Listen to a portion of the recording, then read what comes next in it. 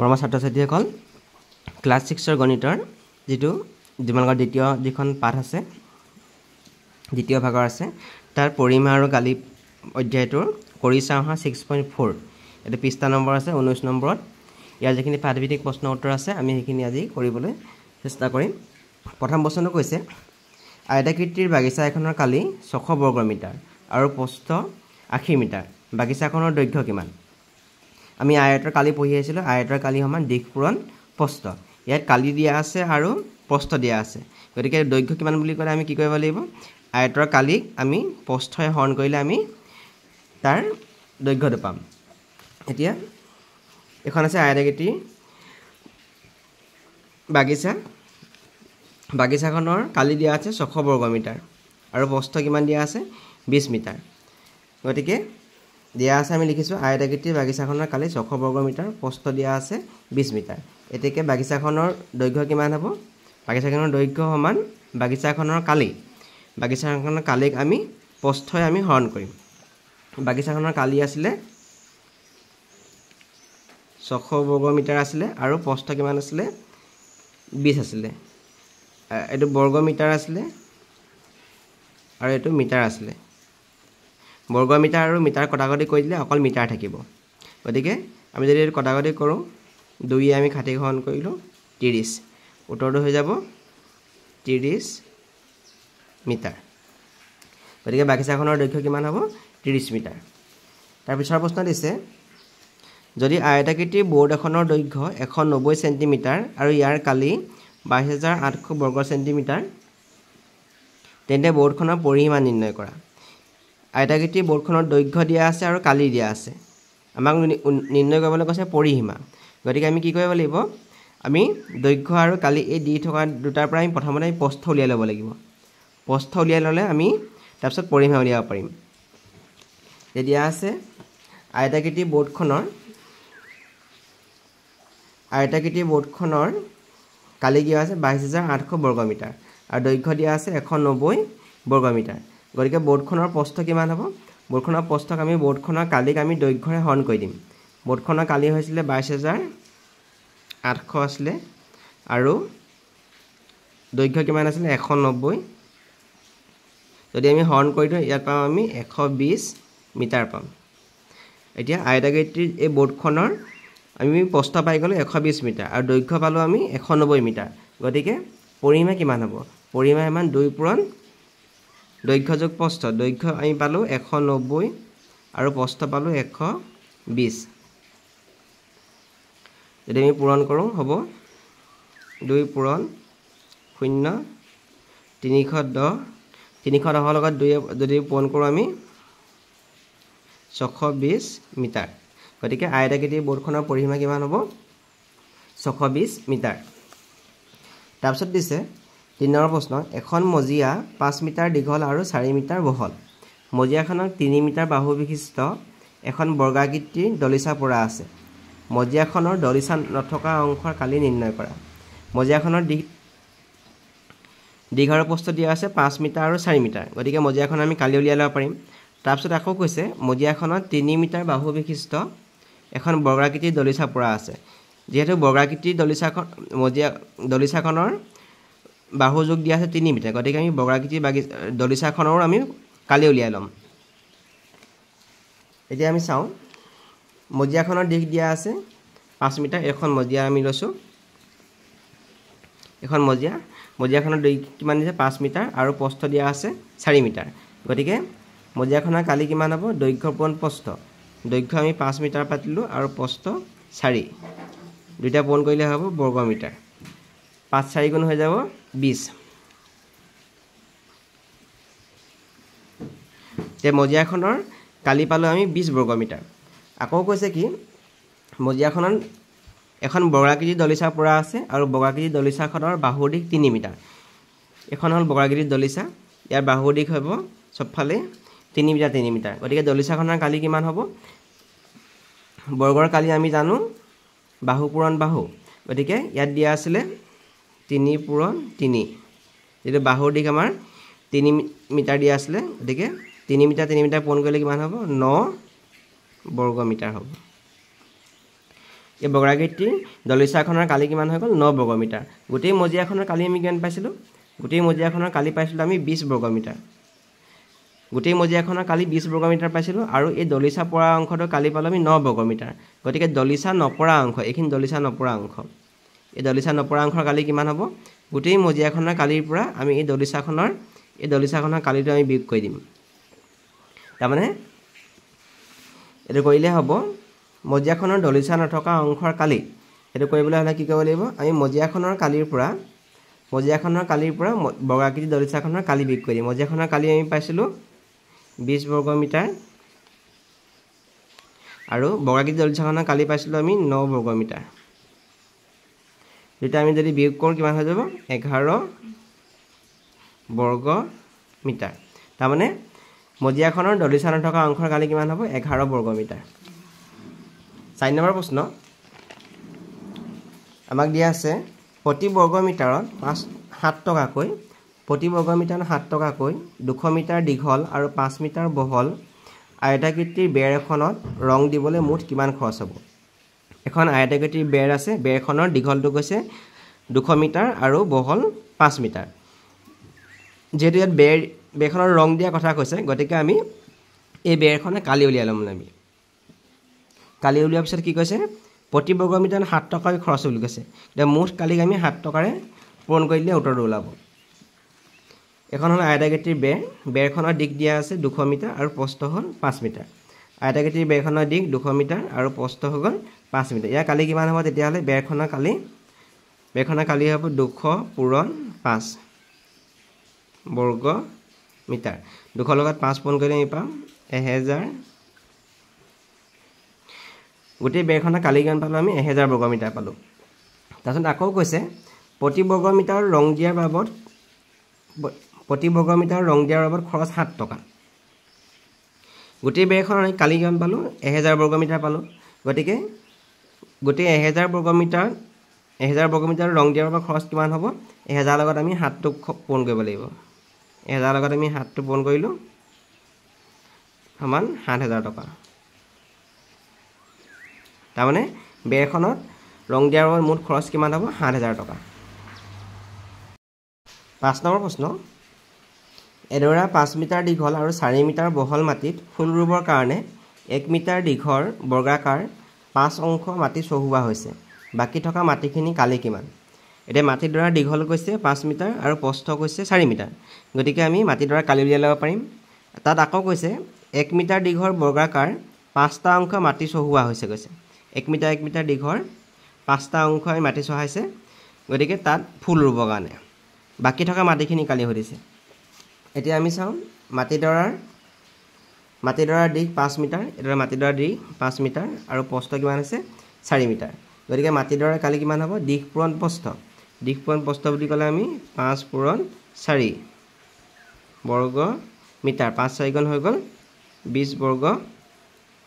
metre এই গোটেই মাটিডৰা কালি পালোঁ আমি 20 বৰ্গ মিটাৰ তাত আকৌ কৈছে কি 1 মিটাৰ দীঘল 1 মিটাৰ দীঘল এইবোৰ 5টা অংশ মাটি চহাইছে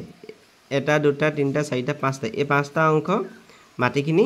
চহাইছে মানে তাত ফুল ৰুবৰ কাৰণে মাটি চহাইছে এতিয়া 1 মিটাৰ দীঘল প্ৰতিটো অংশৰ কালি কিমান হ'ব 1 মিটাৰ দীঘল প্ৰতিটো অংশৰ কালি কিমান হ'ব যেহেতু ইয়াত এটা দিশ আৰু প্ৰস্থ কিমান হ'ব 1 মিটাৰ গতিকে এটা অংশৰ কালি হ'ব 1 বৰ্গ মিটাৰ হ'ব এনেকুৱা 5টা আছে গতিকে 5টা হ'লে 5 বৰ্গ মিটাৰ হৈ যাব আকৌ কৈছে কি 1 মিটাৰ দৈৰ্ঘ্যৰ এটুকুৰা বৰ্গাকাৰ মাটিৰ কালি তাৰমানে ইয়াত এটা যিটো বৰ্গাকাৰ মাটি চহোৱা হৈছে মানে এই চহোৱা অংশটোৰ কালি কিমান হ'ব 1 বৰ্গ মিটাৰ হ'ব যেহেতু সবফালে ইয়াত 1 আছে 1 বৰ্গ মিটাৰ হ'লে 1 বৰ্গ মিটাৰ এনেকুৱা কেইটা 1 বৰ্গ মিটাৰত কেইটা চহোৱা হৈছে 5টা গতিকে 1 মিটাৰ দৈৰ্ঘ্যৰ 5 টুকুৰা বৰ্গাকাৰ মাটিৰ কালি কিমান হ'ব 5 পূৰণ 1 সমান 5 বৰ্গ মিটাৰ এই 5 বৰ্গ মিটাৰত ফুল ৰুবৰ কাৰণে মাটি চহাইছে ফুল ৰুইছে এতিয়া ফুল নুৰুৱা অংশৰ কালি কিমান বুলি কৈছে এইখিনি ফুল ৰুবৰ কাৰণে মাটি চহালে বাকীখিনি অংশৰ কালি কিমান সুধিছে মুঠ কালি আমি কিমান পালোঁ 20 20ৰ পৰা আমি এইখিনি অংশৰ কালি বিয়োগ কৰি দিম এইখিনি এখন কালি পালোঁ আমি 5 20ৰ পৰা 5 বিয়োগ কৰিলে কিমান হৈ যাব 15 হৈ যাব এতিয়া বাকি থকা মাটিখিনি কালি কিমান হ'ব মাটিডৰাৰ মুঠ কালি বিয়োগ ফুল ৰুবৰ বাবে চহোৱা মাটিৰ কালি মাটিডৰাৰ মুঠ কালি আমি পাইছিলোঁ 20 বৰ্গ মিটাৰ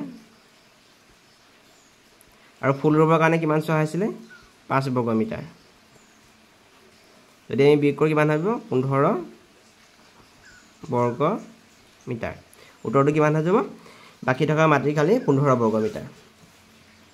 6 নম্বৰ কৈছে তলৰ আকৃতিসমূহৰ কালি নিৰ্ণয় কৰা এগিৰা আমাৰ আকৃতি দিয়া আছে প্ৰতিটো আকৃতি আমি কালি নিৰ্ণয় কৰিব লাগে এ নম্বৰ চিত্ৰটো চাওঁ আমি এ নম্বৰ চিত্ৰটো চাওঁ ইয়াত 5 ইয়াত দিয়া আছে ইয়াৰ এককটো দিয়া নাই সেন্টিমিটাৰ নে কিমান হয় এতিয়া এইখিনি আমি কালি নিৰ্ণয় কৰিবলৈ আমি দীঘ আৰু প্ৰস্থটো আমি বুজি পাব লাগিব এতিয়া এই ছবিটো চাওঁ আমি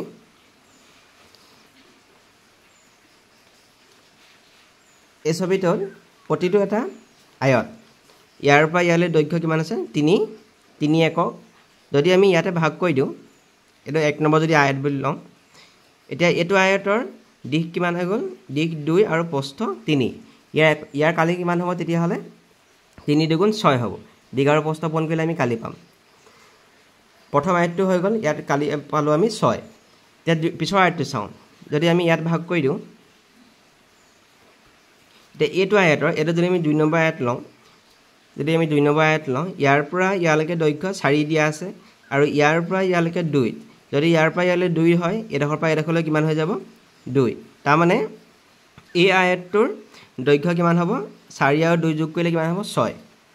এই আয়তটোৰ দৈৰ্ঘ্য কিমান তেতিয়া হলে ইয়াৰ পৰা ইয়ালৈকে কিমান হৈ যাব তেতিয়া হলে 6 তাৰ পিছত এতিয়া আমি প্ৰস্থটো চাওঁ প্ৰস্থ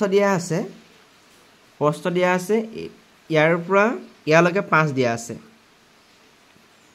এই গোটেইডাল কিমান দিয়া আছে 5 ইয়াৰ পৰা ইয়ালৈকে কিমান দৈৰ্ঘ্য দিয়া আছে 5 আকৌ ইয়া আছে ইয়াৰ পৰা ইয়ালৈকে 3 তাৰ মানে এই গোটেইডাল 5 দিয়া আছে আৰু এডখৰ পৰা এডখৰলৈকে 3 দিয়া আছে গতিকে এডখৰ কিমান হ'ব এডখৰ হলে 5ৰ পৰা আমি 3টো বিয়োগ কৰিব লাগিব 5ৰ পৰা 3 বিয়োগ কৰিলে কিমান হৈ যাব 2 তাৰ মানে এইডখৰ দৈৰ্ঘ্যটো কিমান হৈ যাব 2 হৈ যাব আৰু ইয়াৰ পৰা ইয়ালৈ গোটেইটো কিমান হৈ গ'ল 6 2 4 6 ইয়াৰ দৈৰ্ঘ্য হৈ গ'ল 6 আৰু প্ৰস্থ কিমান হৈ গ'ল 2 গতিকে এই আয়তটোৰ কালি কিমান হৈ যাব দীঘ আৰু প্ৰস্থ পূৰণ কৰিলে 6 দুগুণ কিমান হৈ যাব 12 তেনে শেষৰটো এই 3 নম্বৰটো আয়তটো যদি চাওঁ আমি ইয়াত দৈৰ্ঘ্য কিমান হৈ যাব দৈৰ্ঘ্য 3 আৰু প্ৰস্থ 2 তেতিয়াহ'লে কিমান হ'ব 6 এতিয়া প্ৰথম আয়তটোৰ আমি কালি কিমান পালোঁ 3 পূৰণ 2 সমান 6 আমি ইয়াত লিখিম গোটেই আকৃতিটো কালি আমি লিখিম 3 পূৰণ 2 বৰ্গ একক যোগ 2 নম্বৰ চাওঁ 2 নম্বৰটো আয়তটোত 2 নম্বৰটো আয়তটো আমি দিশ কিমান পালোঁ ইয়াৰ পৰা ইয়ালৈকে এই গোটেইটো কিমান হ'ব 2 4 6 হৈ গ'ল আৰু প্ৰস্থ কিমান ক'লোঁ প্ৰস্থটো হৈ গ'ল 2 গতিকে 2 নম্বৰ আয়তটোৰ কালি কিমান হ'ব 6 পূৰণ 2 বৰ্গ একক আৰু শেষৰটো কিমান আছিলে শেষৰটো আমি চাইছিলোঁ ইয়াৰ এইটো হ'ল দৈৰ্ঘ্য 2 আৰু প্ৰস্থ 3 গতিকে 2 পূৰণ 3 বৰ্গ একক তাৰমানে ইয়াত হৈ গ'ল 6 ইয়াত হৈ গ'ল 12 আৰু ইয়াত হৈ গ'ল 6 বৰ্গ একক যোগ কৰিলে কিমান হ'ব 6 6 12 24 গতিকে আমাৰ এ নম্বৰ চিত্ৰটো কালি কিমান হৈ গ'ল 24 বৰ্গ একক তাৰপিছত তেনেকৈ আমাক 2 নম্বৰটো দিছে বি নম্বৰটো ইয়াত এটা চিত্ৰ দিছে আমি যদি চিত্ৰটো চাওঁ এই চিত্ৰ আমি দেখিছোঁ ইয়াতো আমি তেনেকৈ আয়ত হিচাপে আমি ভাগ কৰি ল'ম আকৃতিটো এই আকৃতিটো যদি আমি আয়ত হিচাপে ভাগ কৰোঁ ইয়াৰ পৰা ইয়ালৈ ভাগ কৰিলোঁ আমি ইয়াতে একেই দিশ কিমান দিয়া আছে 2 দিশ 2 আৰু প্ৰস্থ কিমান দিয়া আছে 3 গতিকে ইয়াৰ কালি কিমান হৈ যাব 3 দুগুণ 6 দিশ আৰু প্ৰস্থ পূৰণ কৰিলে 6 পাম যদি এডোখৰ 2 হয় এডোখৰ 2 হৈ যাব গতিকে যদি আমি ইয়াতো এটা আয়ত হিচাপে কল্পনা কৰোঁ ইয়াৰ পৰা ইয়ালৈকে 2 হৈ গ'ল আকৌ এডোখৰ পৰা এডোখৰলৈ 2 আছে গতিকে এডোখৰ পৰা এডোখৰলৈ কিমান হৈ যাব 2 আৰু প্ৰস্থটো যদি আমি চাওঁ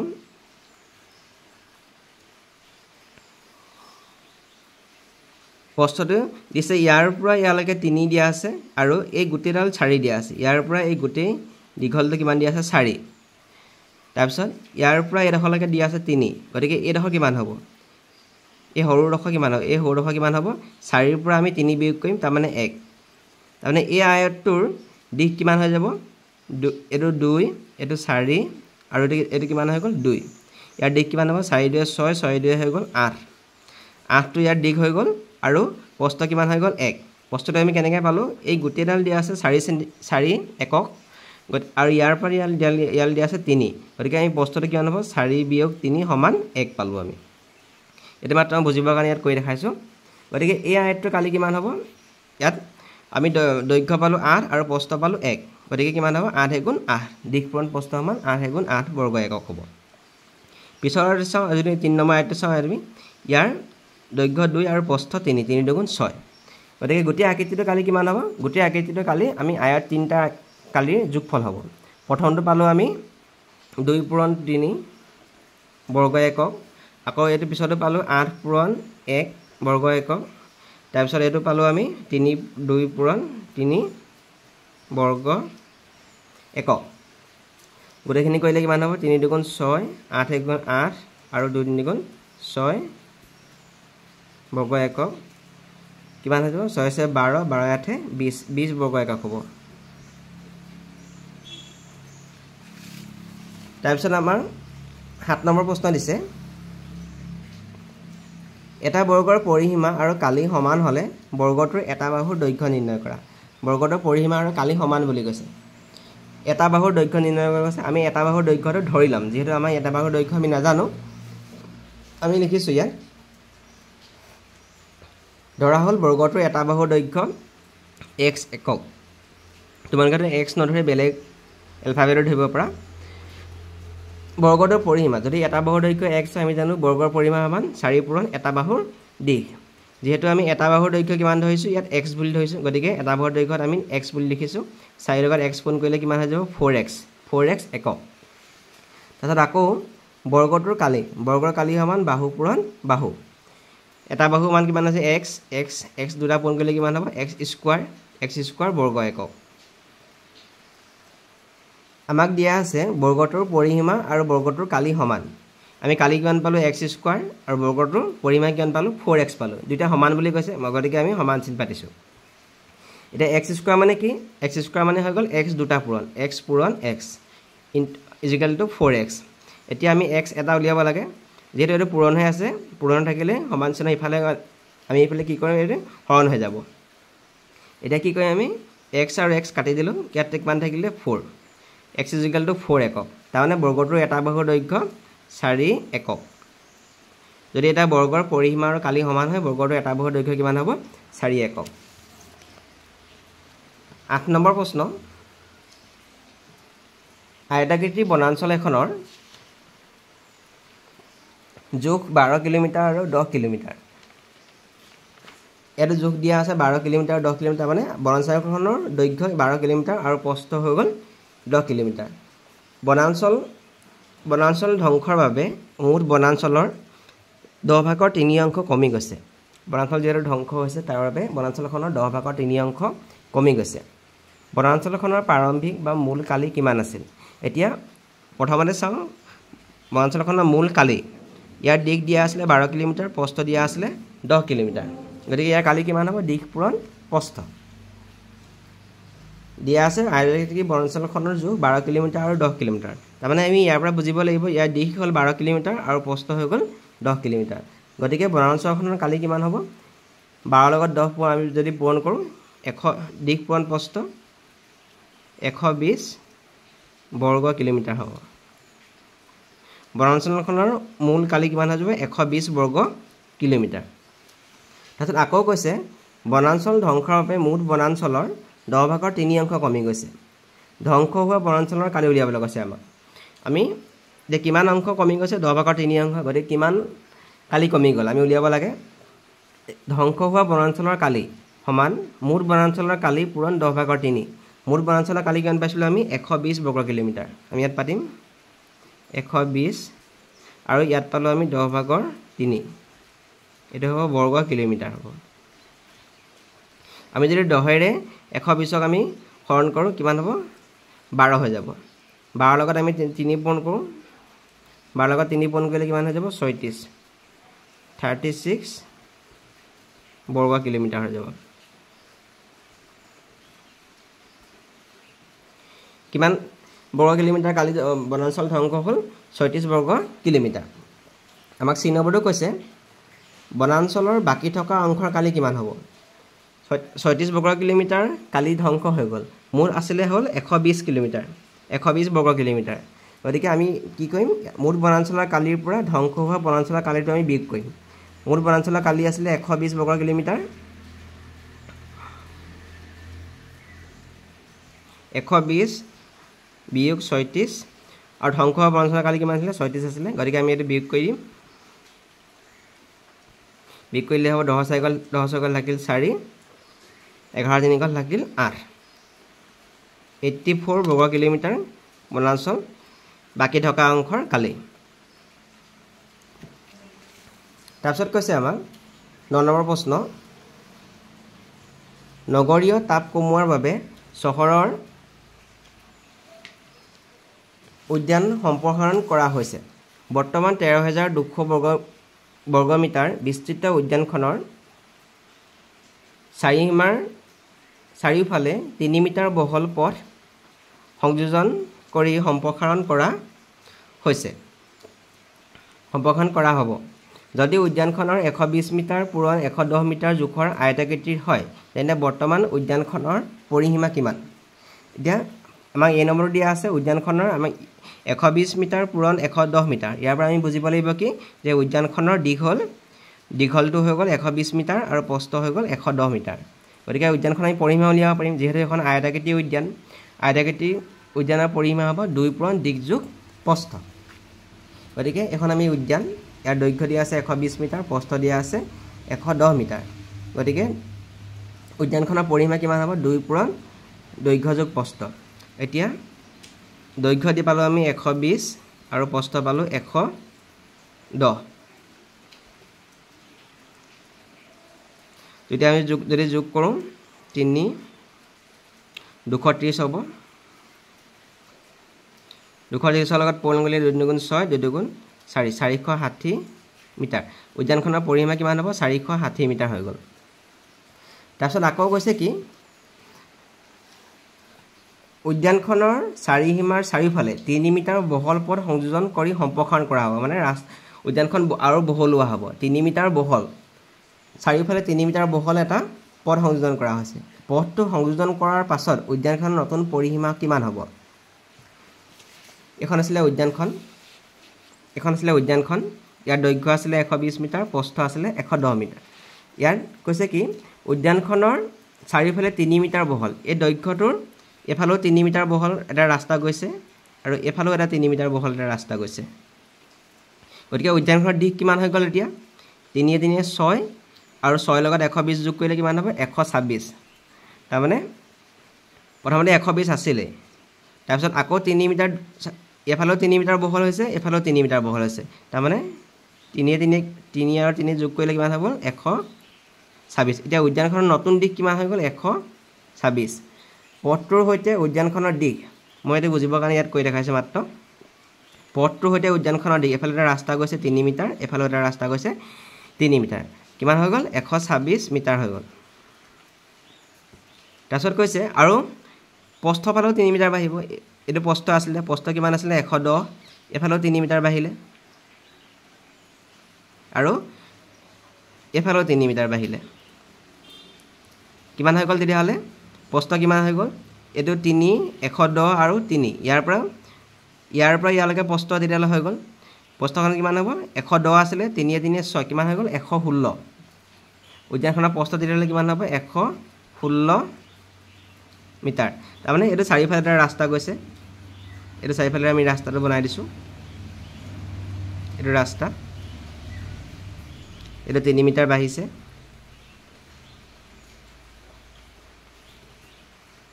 তিনি মিটাৰ সবফালে বাঢ়ি গ'ল এতিয়া উদ্যানখনৰ আমি দৈৰ্ঘ্য আৰু প্ৰস্থ পাই গ'লোঁ 126 মিটাৰ আৰু প্ৰস্থ পাই গ'লো 116 মিটাৰ গতিকে পথটো সংযোজন কৰাৰ পাছত উদ্যানখনৰ পৰিসীমা এতিয়া পৰিসীমা আমি উলিয়াব লাগে 2 পূৰণ দিশ যোগ প্ৰস্থ দিশ পালো আমি 126 আৰু প্ৰস্থ পালো 116 মিটাৰ যে আমি দুইটা যদি আমি পূৰণ কৰোঁ যোগ কৰি লওঁ প্ৰথমতে 6 6 12 2 1 1 1 2 2 2 4 242 মিটাৰ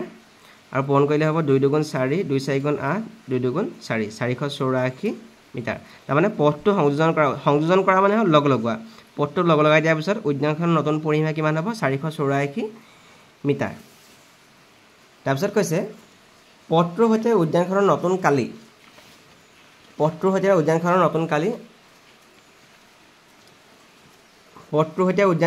কালি কিমান হ'ব দিশ পূৰণ প্ৰস্থ দিশ আমি কিমান পাইছিলোঁ 126 আৰু প্ৰস্থ কিমান পাইছিলোঁ 116 আৰু দুইটা পূৰণ কৰিলে হ'ব বৰ্গ মিটাৰ হৈ যাব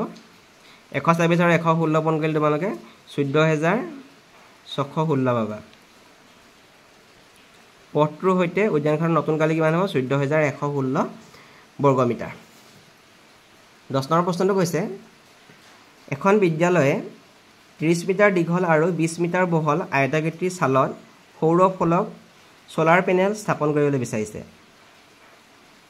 এখন আয়তাকৃতিৰ ছাল ঘৰৰ যিটো ছাল আছে ছালখন দৈৰ্ঘ্য কিমান দিয়া আছে 30 মিটাৰ আৰু প্ৰস্থ দিয়া আছে 12 মিটাৰ সৌৰ ফলক স্থাপন কৰিবলৈ বিচাৰিছে প্ৰতিটো সৌৰ ফলকৰ কালি 2 বৰ্গ মিটাৰ প্ৰতিটো সৌৰ ফলকৰ কালি কিমান বুলি কৈছে 2 বৰ্গ মিটাৰ এতিয়া ঘৰখনৰ চালি কিমান এ নম্বৰটো সুধিছে আমাক ঘৰখনৰ চালি কিমান আমাক দিশ আৰু প্ৰস্থ দিয়া আছে আমি কালি উলিয়াব পাৰিম ঘৰৰ ছালখনৰ কালি কিমান সুধিছে গতিকে দিশ আৰু প্ৰস্থ দিয়া আছে ছালখনৰ দিশ দিয়া আছে 30 মিটাৰ এটো 30 মিটাৰ ছালখনৰ দিশ আৰু প্ৰস্থ দিয়া আছে 12 মিটাৰ গতিকে ছালখনৰ কালি কিমান হ'ব 30 আৰু দিশ আৰু প্ৰস্থ পূৰণ কৰিব লাগিব 30 আৰু 12 পূৰণ কৰিম আমি 30 আৰু 12 পূৰণ কৰিম কিমান হ'ব 360 বৰ্গ মিটাৰ হ'ব আমি গোটেই ছালখনৰ কালি কিমান পালো 360 বৰ্গ মিটাৰ এখন হ'ল ঘৰৰ ছালখন আৰু ইয়াত কৈছে কি 2 বৰ্গ মিটাৰ কালি এনেকুৱা সোলাৰ পেনেল লগাইছে মানে সৌৰ ফলক লগাইছে ছালত গতিকে মুঠ কিমান আছিলে 360 পালো আমি গোটেই এখন ছালখনৰ কালি কিমান আছিলে 360 আৰু এটাৰ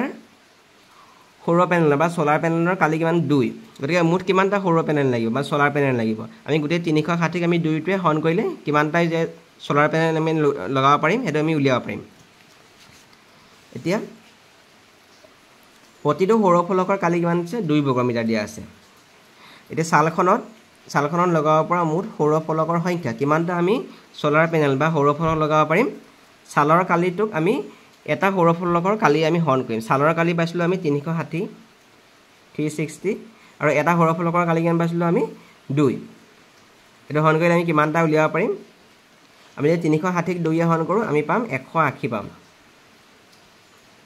তাৰমানে গোটেই ছালখনত 180টা সোলাৰ পেনেল আমি লগাব পাৰিম চিনাৰটো কৈছে যদি প্ৰতিটো সৌৰ ফলকে বছৰি 50 কিলোগ্ৰাম কাৰ্বন নিৰ্গমন হ্ৰাস কৰে তেন্তে এবছৰত সকলো ফলকে কিমান কাৰ্বন নিৰ্গমন হ্ৰাস কৰিব এটা সৌৰ ফলকে এবছৰত 50 কিলোগ্ৰাম কাৰ্বন নিৰ্গমনটো হ্ৰাস কমায় গতিকে সকলো ফলকে কিমান কাৰ্বন নিৰ্গমন হ্ৰাস কৰিব আমি মুঠ সৌৰ ফলক কিমান পালোঁ সোলাৰ পেনেল কিমান পালোঁ 180টা গতিকে এটাই কাৰ্বন নিৰ্গমন হ্ৰাস কৰে 50টা আমি চাওঁ ইয়াত এটা সৌৰ ফলকে কাৰ্বন নিৰ্গমন হ্ৰাস কৰে 50 কিলোগ্ৰাম আমি মুঠ সৌৰ ফলক কিমান পাইছিলোঁ 180টা সৌৰ ফলকে এবছৰত কাৰ্বন নিৰ্গমন হ্ৰাস কৰিব সমান 180 পূৰণ 50 এইটো হৈ গ'ল 9000 কিলোগ্ৰাম কাৰ্বন নিৰ্গমন হ্ৰাস কৰিব